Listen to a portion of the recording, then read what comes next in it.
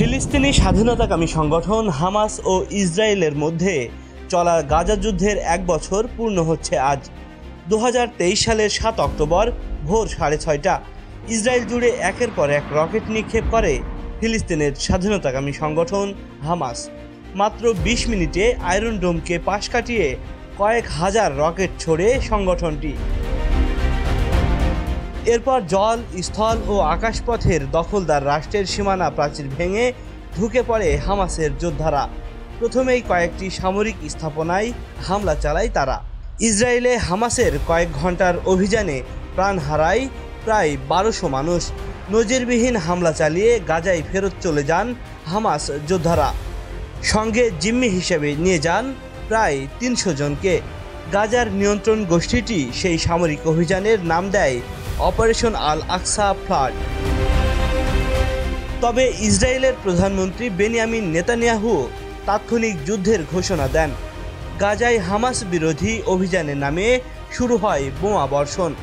অবরুদ্ধ অঞ্চলটির উপর সম্পূর্ণ অবরোধ জারি করে নেতানিয়াহু প্রশাসন।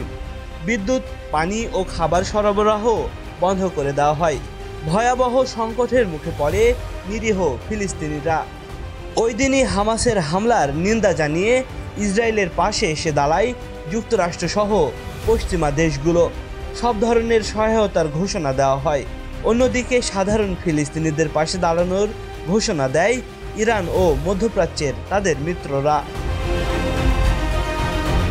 এই সংঘাতের ফলে চরমভাবে ক্ষতিগ্রস্ত হয়েছে গাজার মানুষ।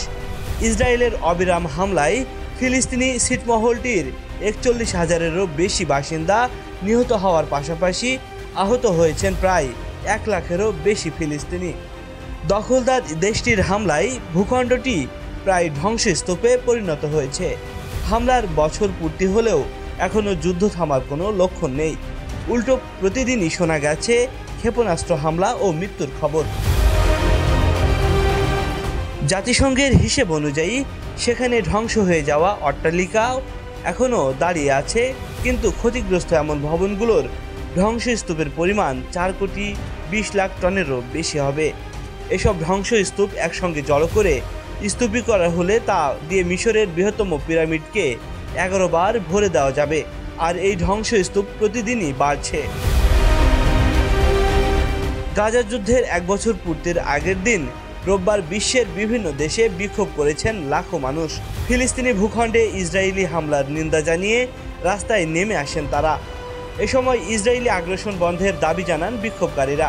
বিক্ষোভে কোথাও পুলিশ বাধা দিয়েছে, কোথাও আবার শান্তিপূর্ণ হয়েছে, আবার কোথাও পুলিশের সঙ্গে বিক্ষোভকারীদের সংঘর্ষের ঘটনাও ঘটেছে। আল জাজিরার খবরে বলা হয়েছে, ইন্দোনেশিয়ার রাজধানী জাকার্তায় যুদ্ধ বন্ধের দাবিতে বিক্ষোভ হয়েছে। রোববার ফিলিস্তিনিপন্থী হাজার হাজার বিক্ষোভকারী যুক্তরাষ্ট্রের দূতাবাসের বাইরে জড়ো হয়ে বিক্ষোভ করেন।